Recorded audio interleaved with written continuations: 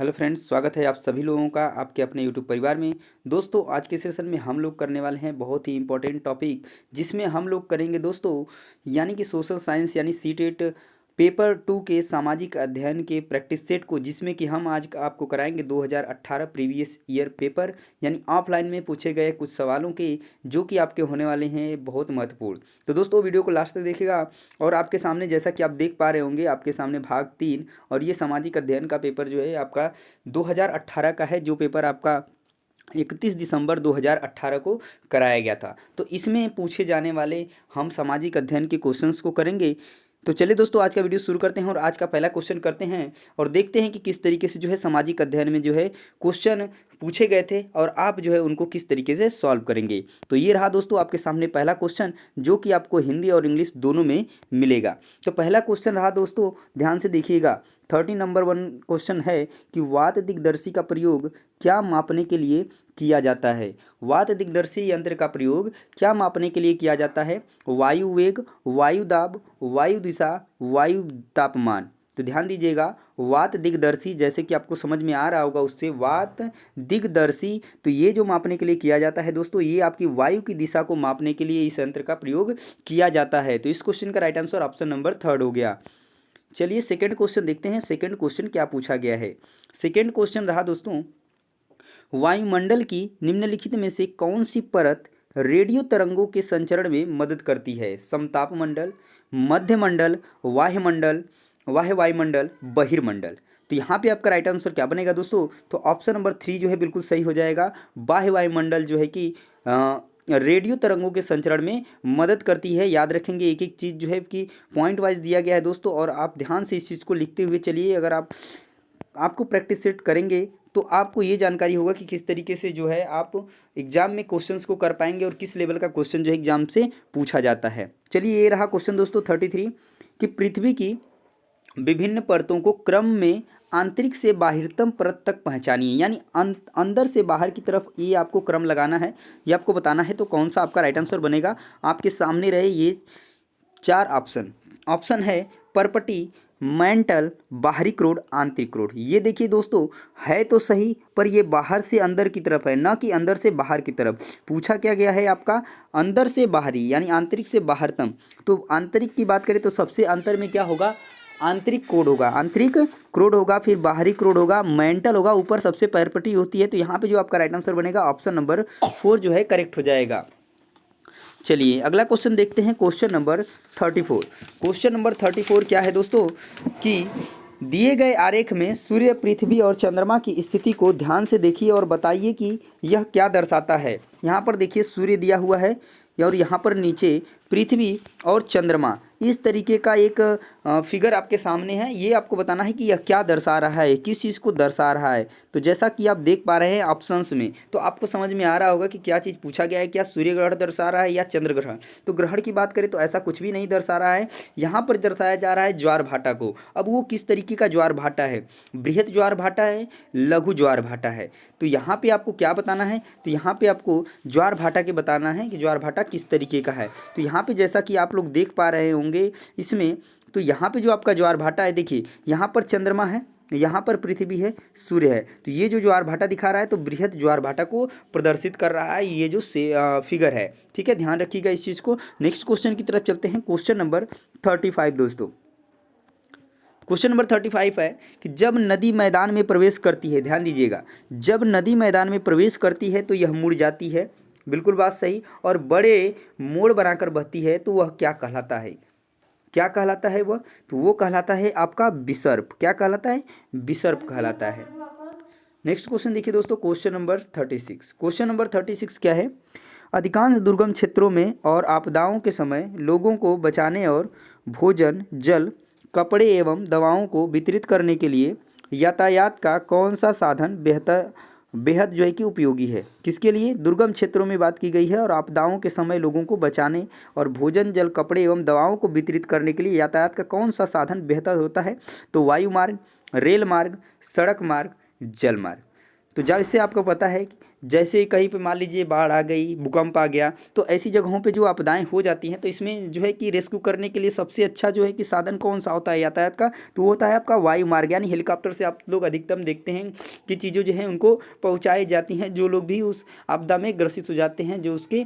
ठीक है, next question देखिए, क्वेश्चन नंबर 37 नंबर क्वेश्चन क्या है दोस्तों, कि भूगोल की वह शाखा जो विशिष्ट मानव जनसंख्या की संरचना के विषय से संबंधित है क्या कहलाती है। ध्यान दीजिएगा, विशिष्ट मानव जनसंख्या की संरचना के विषय से संबंधित है तो वो क्या कहलाती है, नगरीय भूगोल, जैव भूगोल, जनसांख्यिकी, मानव भूगोल। तो जनसंख्या की बात की गई है तो इसका जो राइट आंसर बनेगा जनसांख्यिकी जो है कि कहलाता है। नेक्स्ट क्वेश्चन देखिए, क्वेश्चन नंबर 38, ये जो है अभिकथन और कारण वाले क्वेश्चंस हैं, ध्यान दीजिएगा इसको। अभिकथन क्या है कि सूर्य जो है गुजरात में अरुणाचल प्रदेश से लगभग 2 घंटे बाद अस्त होता है, क्या यह बात सही है, ये आपको बताना है। और नेक्स्ट पॉइंट है, अरुणाचल प्रदेश गुजरात की तुलना में उच्च अक्षांश पर स्थित है, दिए गए विकल्पों में से विकल्प का चयन कीजिए। तो पहला ए और आर दोनों सत्य है, और आर जो है ए को सही स्पष्ट करता है। ए और आर दोनों सत्य है लेकिन आर जो है ए को स्पष्ट नहीं करता है। उसके बाद थर्ड है, ए सत्य है और आर असत्य है, और ए असत्य है और आर सत्य है। तो यहाँ पे आपका राइट आंसर क्या बनेगा, तो यहाँ पे आपका बन जाएगा ए और आर, ये दोनों बातें क्या हैं, सही हैं, पर जो है आर जो है उसका जो है उस कारण को स्पष्ट नहीं कर पा रहा है कि इसके वजह से जो है कि अरुणाचल प्रदेश में लगभग 2 घंटे जो है बाद अस्त होता है। ठीक है, चलिए नेक्स्ट क्वेश्चन देख लीजिए, क्वेश्चन क्या है 39 नंबर क्वेश्चन। क्वेश्चन 39 है कि निम्नलिखित में से कौन सा ऊर्जा का गैर परंपरागत स्रोत है, ये आपको बताना है। ईंधन, प्राकृतिक गैस, सौर ऊर्जा, कोयला। तो जैसा का आपको मालूम होगा दोस्तों, इस क्वेश्चन का राइट आंसर तो सभी लोग दे पाएंगे, उम्मीद है मुझसे। ठीक है, तो इसका राइट आंसर बनेगा सौर ऊर्जा जो है ऊर्जा का क्या है, गैर परंपरागत स्रोत है। नेक्स्ट क्वेश्चन देखिए, क्वेश्चन नंबर 40। क्वेश्चन नंबर 40 क्या है, ध्यान दीजिएगा, 1 मिनट, थोड़ा सा साइज इसको बड़ा कर लेते हैं। ठीक, चलिए ये रहा। अब बताइए इस क्वेश्चन का आंसर क्या बनेगा। क्वेश्चन नंबर 40 है, विशेष रूप से निर्मित टैंकों और तालाबों में मछली का प्रजनन क्या कहलाता है, सेरीकल्चर, विटीकल्चर, हार्टिकल्चर, पीसीकल्चर। तो जो मछली का प्रजनन होता है वो क्या कहलाता है, तो वो आपका कहलाता है पीसीकल्चर। क्या कहलाता है, पीसीकल्चर। याद रखिएगा, इन सब से क्वेश्चंस जो है निश्चित रूप से आपको एग्जाम में देखने को मिलेगा ही मिलेगा। चलिए नेक्स्ट क्वेश्चन देखिए, क्वेश्चन नंबर 41। ठीक है, 41 नंबर क्वेश्चन का आंसर दीजिए। क्वेश्चन है, स्थल का एक संकरा भाग जो 2 बड़े स्थलीय भागों को एक दूसरे से जोड़ता है उसे क्या कहते हैं। तो जैसे जब हम स्थल को जोड़ेगा तो क्या कहेंगे, स्थल संधि कहेंगे। जल को जोड़ेगा तो जल संधि कहेंगे। तो यहाँ पे राइट आंसर क्या बनेगा, स्थलों को जोड़ रहा है तो स्थल संधि हो जाएगा। नेक्स्ट क्वेश्चन देखिए, क्वेश्चन नंबर 42। क्वेश्चन नंबर 42 रहा दोस्तों, निम्नलिखित में से कौन सा महाद्वीप आकार में सबसे छोटा है। निम्नलिखित में कौन सा महाद्वीप आकार में सबसे छोटा है, तो इसको तो सभी लोग जानते होंगे कि जो ऑस्ट्रेलिया महाद्वीप है वो सबसे जो है कि छोटा है। सभी कॉन्टिनेंट्स में से जितने भी 7 महाद्वीप है उनमें सबसे जो छोटा महाद्वीप है वो आपका ऑस्ट्रेलिया महाद्वीप है। नेक्स्ट क्वेश्चन देखिए, उच्च प्राथमिक स्तर पर सामाजिक विज्ञान में शामिल है। देखिए पेडागोजी का क्वेश्चन आ गया, उच्च प्राथमिक स्तर पर सामाजिक विज्ञान में क्या क्या चीज़ें शामिल है ये आपको बताना है। इतिहास, भूगोल, राजनीति विज्ञान, मनोविज्ञान, इतिहास, भूगोल, अर्थशास्त्र, समाजशास्त्र, इतिहास, भूगोल, राजनीति विज्ञान, अर्थशास्त्र, इतिहास, भूगोल, राजनीति विज्ञान, समाजशास्त्र। तो यहाँ पे जो आपका राइट आंसर बनेगा, देखिए अगर हम बात करें उच्च प्राथमिक स्तर की तो उसमें हम लोग इतिहास भी पढ़ते हैं, भूगोल भी पढ़ते हैं, राजनीति विज्ञान भी कुछ पढ़ते हैं, और फिर उसके साथ साथ अर्थशास्त्र भी होता है। तो यहाँ पे आपको राइट आंसर क्या बनेगा, तो ऑप्शन नंबर 3 जो है बिल्कुल सही हो जाएगा दोस्तों। नेक्स्ट क्वेश्चन देखिए, क्वेश्चन नंबर 44 क्वेश्चन है कि आगमनात्मक अधिगम निम्नलिखित में से किस विधा का विरोधाभासी है। उल्टा पूछा है, आगमनात्मक अधिगम निम्नलिखित में से किस विधा का विरोधाभासी है। व्याख्यानात्मक शिक्षण, संरचनात्मक प्रशिक्षण, अनुकरण, निपुणात्मक शिक्षण। आगमनात्मक की बात की गई है तो यहाँ पे राइट आंसर क्या बनेगा, तो जो व्याख्यानात्मक शिक्षण है इसका यह विरोधाभासी है। कौन, आगमनात्मक शिक्षण, अधिगम। ठीक है, नेक्स्ट क्वेश्चन देखिए, क्वेश्चन नंबर 45।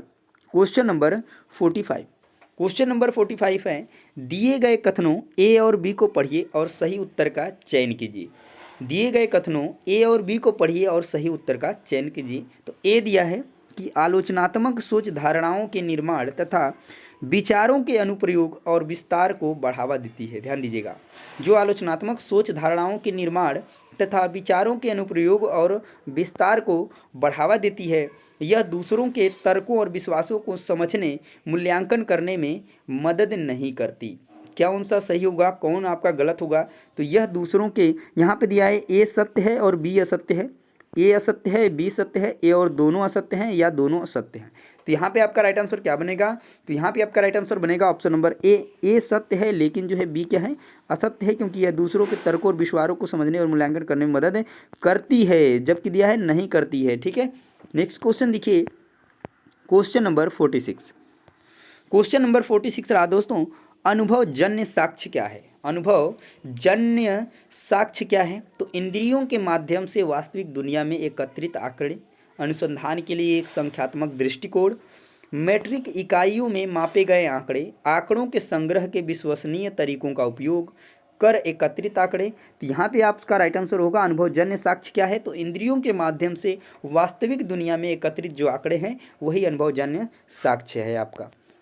चलिए नेक्स्ट क्वेश्चन देखिए, क्वेश्चन नंबर 47।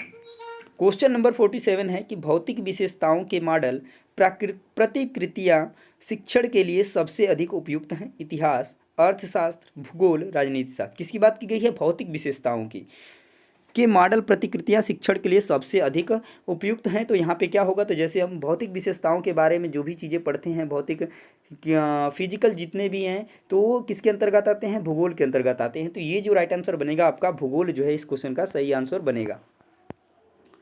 नेक्स्ट क्वेश्चन देखिए, क्वेश्चन नंबर 48। क्वेश्चन नंबर 48 है, स्थानीय समाचार पत्र से मौसम की जानकारी का संग्रह किस प्रकार का स्रोत है?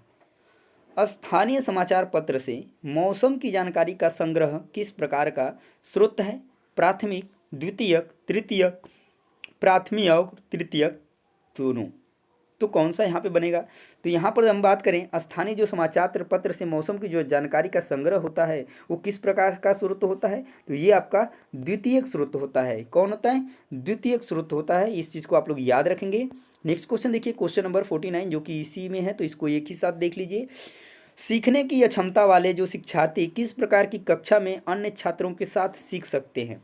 अनन्य, विशेष, समावेशी और आधुनिक। तो समावेशी की बात करें दोस्तों, हमेशा समावेशी को आपको क्या करना है? पॉजिटिव देना है। कहीं पर भी समावेशी शिक्षा की बात की जाए तो बिल्कुल सही होगा। तो यहाँ पे आपका राइट आंसर बनेगा ऑप्शन नंबर 3 जो है बिल्कुल सही हो जाएगा दोस्तों। चलिए नेक्स्ट क्वेश्चन देखिए, question number 50। Question number 50, question number जो 50 है दोस्तों, निम्नलिखित सिद्धांत किसने दिया है? सिद्धांत जो है नीचे दिया गया है और उसको बताना है कि किसने दिया है।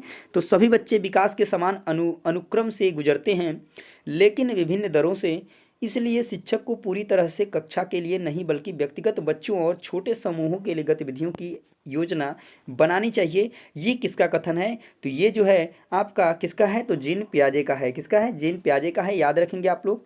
नेक्स्ट क्वेश्चन देखिए, क्वेश्चन नंबर 51। क्वेश्चन नंबर 51 है कि कक्षा में सहकारी शिक्षा को बढ़ावा देने के लिए एक शिक्षक को क्या करना चाहिए? छात्रों को बहस और चर्चाओं में लगाएं, उन्हें व्यक्तिगत परियोजनाएं दें, काम के लिए कक्षा को छोटे समूहों में विभाजित करें, परियोजना को कम करने के लिए उन्हें विभिन्न स्रोत प्रदान करें। तो यहाँ पे आपका राइट आंसर सबसे अच्छा क्या बनेगा कि छात्रों को क्या करें? छात्रों को बहस और चर्चाओं में लगाएं, उन्हें अवसर दें एक दूसरे से क्या करने के लिए? बात करने के लिए, चर्चा करने के लिए, तो ज़्यादातर बेहतर होगा। नेक्स्ट क्वेश्चन देखिए, क्वेश्चन नंबर 52 है कि एक आत्मनिर्देशित आत्मानुशासित सोच को एक उचित तरीके से गुणवत्ता के उच्चतम स्तर तक पर तर्क करने का प्रयास होती है, उसे क्या कहते हैं? एक आत्मनिर्देशित बात की गई है, आत्मनिर्देशित आत्मानुशासित सोच जो एक उचित तरीके से गुणवत्ता के उच्चतम स्तर पर तर्क करने का प्रयास होती है, उसे क्या कहते हैं? तो आलोचनात्मक सोच, जटिल सोच, बुद्धिमान सोच, अमूर्त सोच। यहाँ पे आपका क्या होगा? इसको क्या कहते हैं? तो आलोचनात्मक सोच कहते हैं, याद रखिएगा इस चीज को। यहाँ पे राइट आंसर ऑप्शन नंबर 1 हो जाएगा। नेक्स्ट क्वेश्चन देखिए, क्वेश्चन नंबर 53। क्वेश्चन नंबर 53 है कि अजंता चित्रों में यानी अजंता गुफा चित्रों में इस्तेमाल किए गए रंग निम्नलिखित में से किस सामग्री से प्राप्त किए गए हैं? पशु अंगों के अवशेष, ग्रेफाइट, पौधों और खनिज या स्लेट। तो 53 नंबर क्वेश्चन का आंसर क्या बनेगा आपका? तो यहाँ पे जो भी वहाँ पे अजंता गुफाओं में चित्र बनाए गए हैं उसमें जो रंगों का प्रयोग किया गया है वो आपका पौधों एवं खनिज से बनाया गया है, उन रंगों का प्रयोग किया गया है। तो यहाँ पे राइट आंसर आपका बन जाएगा ऑप्शन नंबर 3। नेक्स्ट क्वेश्चन देखिए, क्वेश्चन नंबर 54। क्वेश्चन 54 है कि सबसे पुरानी पांडुलिपियां पर लिखी गई हैं, तो किस पे लिखी गई हैं? तो जब भी पांडुलिपियों की बात करें तो ये हमेशा याद रखेंगे आप, ताड़पत्रों पर लिखी गई हैं या भुर्ज की जो होता है भुर्ज पेड़ उसकी छालों से बने भोज पत्रों पर लिखी गई हैं। तो यहाँ पे राइट आंसर ऑप्शन नंबर 1 बिल्कुल सही हो जाएगा दोस्तों। नेक्स्ट किस क्वेश्चन देखिए, ये इतिहास से कुछ क्वेश्चन यहाँ पे आ गए हैं। तो मानव इतिहास में निम्नलिखित में से कौन सी अवधि सबसे लंबी रही है? पूरा पाषाण, मध्य पाषाण, नवपाषाण, महापाषाण। तो यहाँ पे राइट आंसर क्या बनेगा? तो यहाँ पे बन जाएगा आपका ऑप्शन नंबर 1 जो पूरा पाषाण है दोस्तों, ये आपका सबसे लंबा कालखंड है, ये आप लोग याद रखेंगे, ठीक है। यानी लगभग 1 लाख से 12,000 वर्षों तक का ये कार्यकाल रहा है। तो ये सबसे लंबा जो है कि काल है। और दोस्तों हम बता दें, यदि आप इसका नोट्स चाहते हैं, यानी अलग अलग आप नोट्स को पढ़ना चाहते हैं सेपरेटली, जैसे क्लास 6 का एनसीईआरटी पूरा भूगोल और क्लास 7th का भूगोल अलग और क्लास 8 का भूगोल अलग, तो चैनल को सब्सक्राइब कर लीजिए। जल्द ही उसका जो है नोट्स के माध्यम से एक एक वीडियोज़ में मैं सभी सारी चीज़ों को कवर कराऊंगा, भूगोल और इतिहास जो भी है, ठीक है। तो चलिए दोस्तों अगला क्वेश्चन करिए, क्वेश्चन नंबर 56 जो है, दिए गए कथनों ए और बी को पढ़िए और सही उत्तर का चयन कीजिए। पहला है मेहरगढ़ पाकिस्तान के बोलन दर्रे के पास एक उपजाऊ मैदान में स्थित है, यहाँ खेती और पशुपालन के साक्ष्य पाए जाते हैं। तो यहाँ पर दिया है ए सत्य है और बी असत्य है, ए असत्य है और बी सत्य है, ए और दोनों असत्य हैं, ए और बी दोनों असत्य है। बात करें अगर मेहरगढ़ की दोस्तों, तो पाकिस्तान के बोलन दर्रे के पास ये उपजाऊ मैदान में स्थित है, तो बिल्कुल बात सही है। और यहाँ खेती और पशुपालन के साक्ष्य पाए जाते हैं, ये बात भी सही है। तो यहाँ पे राइट आंसर क्या बनेगा? ऑप्शन नंबर 4 कि ए और बी दोनों जो है कि सत्य हैं, दोनों कथन बिल्कुल सत्य हैं। नेक्स्ट क्वेश्चन देखिए, क्वेश्चन नंबर 57 कि भारत के निम्नलिखित राज्यों में से किस एक राज्य में हड़प्पा के नगर सबसे बड़ी संख्या में मिले हैं? तो पंजाब, हरियाणा, गुजरात और जम्मू कश्मीर। तो भारत के निम्नलिखित राज्यों में से किस एक राज्य में हड़प्पा के नगर सबसे बड़ी संख्या में मिले हैं, ये आपको बताना है। तो पंजाब, हरियाणा, गुजरात, जम्मू और कश्मीर। तो जब भी बात करें हड़प्पा की दोस्तों, और सबसे बड़ी संख्या में जो नगर मिले हैं हड़प्पा के, वो मिले हैं आपके गुजरात राज्य में, ठीक है, गुजरात राज्य में मिले हैं। तो याद रखेंगे इस चीज़ को। नेक्स्ट क्वेश्चन देखिए, क्वेश्चन नंबर 58 नंबर क्वेश्चन है कि ऋग्वेद मूल रूप से संबंधित निम्नलिखित में से किस भाषा में रची गई है? तो ब्राह्मी, पाली, संस्कृत, प्राकृति। तो आपकी जो ऋग्वेद है दोस्तों, ये जो मूल रूप से किसमें जो है कि रची गई थी? तो ये आपकी संस्कृत भाषा में रची गई थी। किसमें? संस्कृत भाषा में। याद रखेंगे एक एक चीज़ को। देखिए किस तरीके से जो है कि क्वेश्चंस पूछा गया है। 6ठी शताब्दी ईसा पूर्व वह मगध महाजनपद के पहले शासक थे। तो महावीर, प्रसेनजीत, बिंबिसार, अजातशत्रु। तो यहाँ पे जो बताएं दोस्तों कि 6ठी शताब्दी ईसा पूर्व में मगध महाजनपद के पहले शासक कौन थे? तो बिंबिसार थे, ठीक है। नेक्स्ट क्वेश्चन देखिए, क्वेश्चन नंबर 60।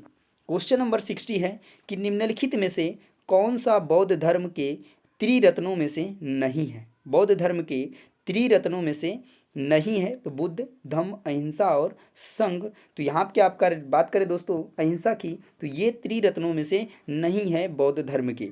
तो दोस्तों आज के सेशन में बस इतना ही रहने देते हैं। तो आज के सेशन में हम लोग टोटल जो किए 30 क्वेश्चन कंप्लीट किए। और यदि दोस्तों इसका अगला पार्ट देखना चाहते हैं तो बता दें दोस्तों, आगे के पार्ट में हम लोग अगला 30 क्वेश्चंस करेंगे। और कमेंट में ये भी बताइए कि क्या हम एक ही क्लास में पूरे के पूरे 60 क्वेश्चंस कवर करें या 30 क्वेश्चन करें। तो बात करें दोस्तों, देखिए और बता दें आपको 18 से लेकर 2018, 19, 20, 21, 22, 23 के सभी क्वेश्चंस को मैं आपको कराने वाला हूं। तो अगर आप करना चाहते हैं तो हमसे जुड़ जाइए, और जुड़ने के लिए चैनल को सब्सक्राइब कर लीजिए, बेल आइकन को भी प्रेस कर लीजिए। तो दोस्तों मिलेंगे नेक्स्ट वीडियो में अगले 30 प्रश्नों के साथ, जो कि इस पार्ट में अधूरे रह गए हैं। तो उसको देखने के लिए आप चैनल को सब्सक्राइब जरूर करें। मिलते हैं दोस्तों नेक्स्ट वीडियो में, तब तक के लिए जय हिंद।